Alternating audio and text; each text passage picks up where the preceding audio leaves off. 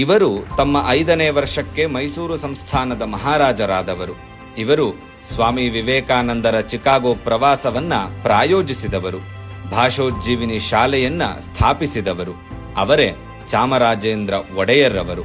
ಚಾಮರಾಜೇಂದ್ರ ಒಡೆಯರ್ ಅವರು ಫೆಬ್ರವರಿ 22, 1863 ಬೆಟ್ಟದ ಕೋಟೆ ಅರಸು ಶಾಖೆಯ ಸರ್ದಾರ್ ಚಿಕ್ಕ ಕೃಷ್ಣರಾಜ ಅರಸು ಅವರ 3ನೇ ಮಗನಾಗಿ ಜನಿಸಿದ್ರು. ಇವರ ತಂದೆ ಇವರ ಜನನದ 1 ವಾರ ಮೊದಲು ನಿಧನರಾದರು. ಇವರ ತಾಯಿ ರಾಜಕುಮಾರಿ ಪುಟ್ಟಮ್ಮಣ್ಣಿ ದೇವಿ ಮಹಾರಾಜ ಕೃಷ್ಣರಾಜ ಒಡೆಯರ್ ರವರ ಹಿರಿಯ ಮಗಳು.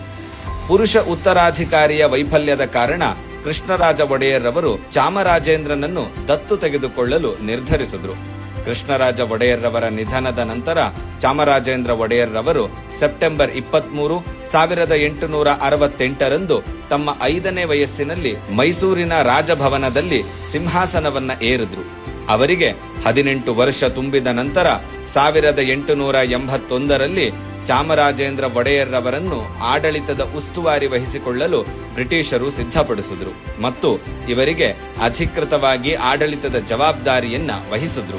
ಮೇ 1878 ಚಾಮರಾಜೇಂದ್ರ ಒಡೆಯರ್ ಮೈಸೂರು ರಾಜ್ಯದ ಪ್ರಮುಖ ಕುಲೀನರಾದ ಕುಲಾಲೆಯ ಅರಸನ ಮಗಳು ಮಹಾರಾಣಿ ಕೆಂಪನಂಜಮ್ಮಣ್ಣಿ ದೇವಿಯನ್ನ ವಿವಾಹವಾದರು. ಇವರಿಗೆ 4 ಗಂಡು ಮಕ್ಕಳು ಹಾಗೂ 3 ಹೆಣ್ಣು ಮಕ್ಕಳು ಜನಿಸಿದ್ರು. ಇವರು ಕಲೆ ಮತ್ತು ಸಂಗೀತದ ಮಹಾನ್ ಪೋಷಕರಾಗಿದ್ರು ಮತ್ತು ಮಹಾರಾಜರು ಸ್ವತಃ ಪಿಟೀಲು ವಾದಕರಾಗಿದ್ರು. ಇವರ ಕಾಲದಲ್ಲಿ ಅನೇಕ ಕಲಾವಿದರನ್ನ ಪೋಷಿಸಿ ಬೆಳೆಸಿದ್ರು. ಇವರ ಆಳ್ವಿಕೆ ಅಲ್ಪಾವಧಿಯಾಗಿದ್ದರೂ ಇವರು ಮೈಸೂರು ಸಾಮ್ರಾಜ್ಯದ ಮೇಲೆ ಅಳಿಸಲಾಗದ ಗುರುತು ಬಿಟ್ಟೋದ್ರು. ಇವರು 1881 ಮೈಸೂರು ಪ್ರತಿನಿಧಿ ಸಭೆಯನ್ನ ಸ್ಥಾಪಿಸಿದ್ರು. ಇದು ರಾಜಪ್ರಭುತ್ವದ ಭಾರತದಲ್ಲಿ ಈ ರೀತಿಯ ಮೊದಲ ಆಧುನಿಕ ಪ್ರಜಾಪ್ರಭುತ್ವ ಶಾಸಕಾಂಗ ಸಂಸ್ಥೆಯಾಗಿತ್ತು.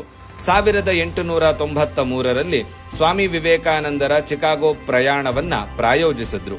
ಮಹಿಳಾ ಶಿಕ್ಷಣಕ್ಕೆ ಆದ್ಯತೆ ನೀಡಿದ್ರು ಮತ್ತು ಕನ್ನಡ ಭಾಷೋಜ್ಜೀವಿನಿ ಶಾಲೆಯನ್ನ ಸಂಸ್ಥಾಪಿಸಿದ್ರು. ಹಲವಾರು ಕೈಗಾರಿಕಾ ಶಾಲೆಗಳನ್ನು ಸ್ಥಾಪಿಸುವ ಮೂಲಕ ಮತ್ತು ವಾರ್ಷಿಕ ದಸರಾ ಕೈಗಾರಿಕಾ ಪ್ರದರ್ಶನವನ್ನ ನಡೆಸುವ ಮೂಲಕ ಇವರು ಮೈಸೂರು ಸಾಮ್ರಾಜ್ಯದ ಕೈಗಾರಿಕೀಕರಣಕ್ಕೆ ಉತ್ತೇಜನ ನೀಡಿದ್ರು. ರೈತರಿಗೆ ಹಣಕಾಸು ಒದಗಿಸಲು ಕೃಷಿ ಬ್ಯಾಂಕ್ಗಳ ಸ್ಥಾಪನೆಗೆ ಇವರು ಅನುಕೂಲ ಮಾಡಿಕೊಟ್ರು ಮತ್ತು ಸರ್ಕಾರಿ ಉದ್ಯೋಗಿಗಳಿಗೆ ಜೀವ ವಿಮೆಯನ್ನ ಪ್ರಾರಂಭಿಸಿದ್ರು. 26 ವರ್ಷಗಳ ಕಾಲ ಮೈಸೂರು ಸಂಸ್ಥಾನದ ಆಳ್ವಿಕೆ ನಡೆಸಿದ ಚಾಮರಾಜೇಂದ್ರ ಒಡೆಯರ್ ಅವರು ಡಿಫ್ಟೀರಿಯಾದಿಂದ ಕಲ್ಕತ್ತಾದಲ್ಲಿ 28 ಡಿಸೆಂಬರ್ 1894 ತಮ್ಮ 31ನೇ ವಯಸ್ಸಿನಲ್ಲಿ ನಿಧನರಾದರು. ಇವರ ನೆನಪಿಗಾಗಿ ವಡೋದರಾದಲ್ಲಿ ಚಾಮರಾಜ ರಸ್ತೆ, ಬೆಂಗಳೂರಿನಲ್ಲಿ ಚಾಮರಾಜಪೇಟೆ, ಮೈಸೂರಿನಲ್ಲಿ ಚಾಮರಾಜಪುರ, ಇನ್ನೂ ಅನೇಕ ಕಡೆಗಳಲ್ಲಿ ಇವರ ಹೆಸರನ್ನಿಟ್ಟು ಗೌರವಿಸಲಾಯಿತು. ಎಲ್ಲಾದರೂ ಇರು ಎಂತಾದರೂ ಇರು ಎಂದೆಂದಿಗೂ ನೀ ಕನ್ನಡವಾಗಿರು.